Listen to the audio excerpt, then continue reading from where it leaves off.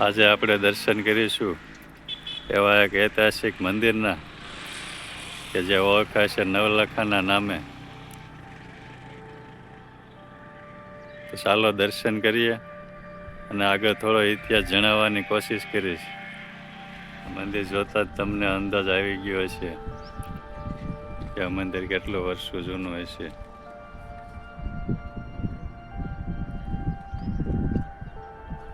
અહીંયા અનેક મંદિરો આવેલ છે.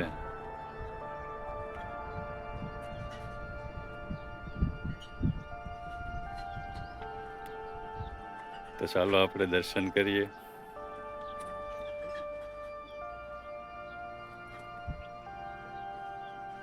અને આગળ થોડો ઇતિહાસ જણાવવાની કોશિશ કરીશ.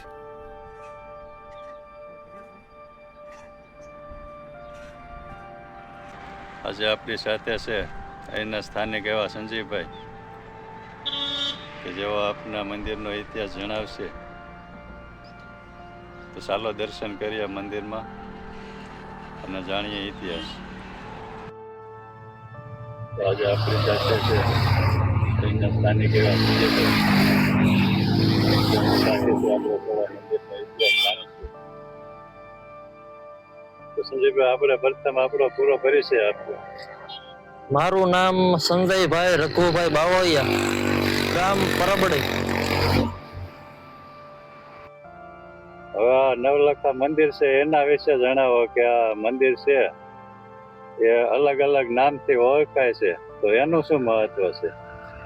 આમાં આપણે આ મંદિરની વાત કરીએ તો આ મંદિર આપણે ચોટીલાથી 20 કિલોમીટરના અંતરે આવેલું છે આ મંદિર. અને આ મંદિરને લોકો જુદા જુદા નામો તરીકે ઓળખે છે. અને સ્થાનિક લોકોની માન્યતા મુજબ આ મંદિરને આપણે નવલખા અથવા શિવ પંચાયતન મંદિર તરીકે ઓળખવામાં આવે છે. આપણે અહીંયા મંદિર નવલખાના નામે ઓળખાય છે, તો તેનું મહત્વ છે? આપણે એની વાત કરીએ તો અહીંયા નવલખા તરીકે જે મંદિર ઓળખાય છે એનું કારણ એ છે કે અહીં 9 મંદિર હતા, એટલા માટે આ મંદિર નવલખા તરીકે ઓળખાય છે. જેમાં આપણે વાત કરીએ તો અત્યારે હાલ 4 મંદિર સ્થિર અવસ્થામાં છે, બાકીના મંદિર ખંડિત અવસ્થામાં છે. સંજયભાઈ, આપણે મુખ્ય મંદિરની વાત કરીએ તો મુખ્ય મંદિર કયા દેવનું હશે? આપણે મુખ્ય મંદિરની વાત કરીએ તો મુખ્ય મંદિર ભગવાન શિવનું હોવાનું અનુમાન છે સ્થાનિક લોકોની માન્યતા મુજબ. અને મુખ્ય મંદિરની આપણે દક્ષિણ દિશામાં જોઈએ તો દક્ષિણ દિશામાં ભગવાન ગણેશનું મંદિર હોવાનું અનુમાન છે.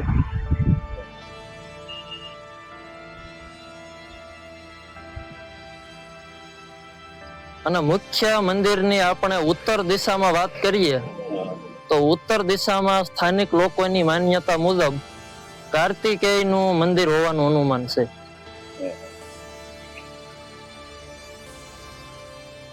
જે હાલ ખંડિત અવસ્થામાં છે. અહીંયા બીજા મંદિરો પણ આવેલ છે, તો આપણે આગળ એની વિશે પણ થોડું જાણીએ.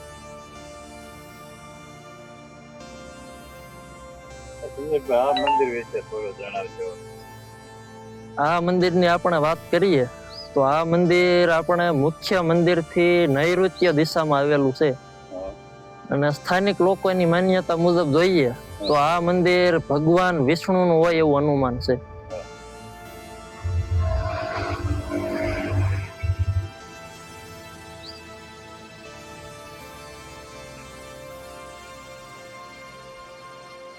હવે આપણે આની સામેની દિશામાં આવેલ છે, તો એની વિશે થોડું જણાવજો.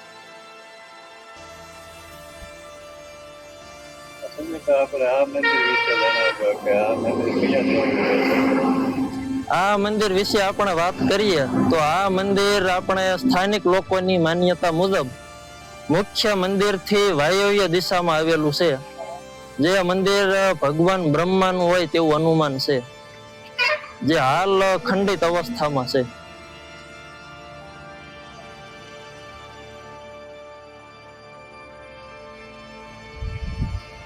સંજયભાઈ, મંદિર છે એ અંદાજિત કેટલા વર્ષો જૂનું છે?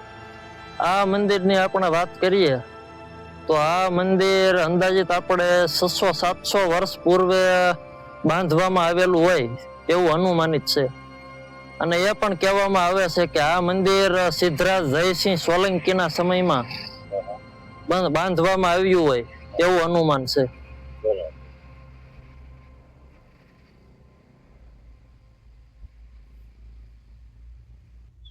સંજયભાઈ, મંદિરમાં અનેક દેવોની મૂર્તિઓ કંડારેલ છે, તો આપણે અંદાજ લગાવી શકીએ કે કયા કયા દેવની મૂર્તિઓ હશે? આમાં આપણે જોઈ શકીએ કે મંદિરની ચારે દિશામાં બધી બાજુ આમાં બેનમોન કલા કારીગરીથી અનેક કંડારેલી દેવી દેવતાઓની મૂર્તિઓ આપણને જોવા મળે છે. તેમાંથી આપણે જોઈ શકીએ કે અમુક બ્રહ્મા, વિષ્ણુ, મહેશ, ગણપતિ, ભગવાન બુદ્ધની, નવદુર્ગાની વગેરે મૂર્તિઓ આમાં આપણે જોઈ શકીએ છીએ.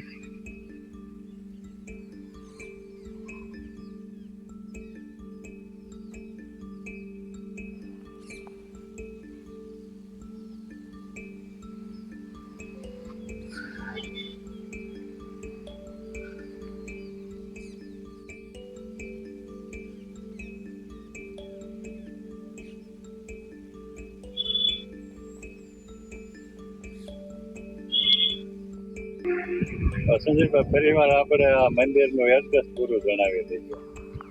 આપણે આ મંદિરનું એડ્રેસ પરબડી ગામમાં અને ચોટીલા જસદણ રોડ પર જ આ મંદિર આવેલું છે.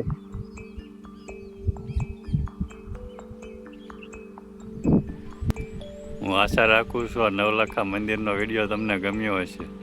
વિડીયોને લાઈક કરજો, શેર કરજો. આવા જ વિડીયો જોવા માટે અમારી આ યુટ્યુબ ચેનલને સબસ્ક્રાઈબ કરી લેજો.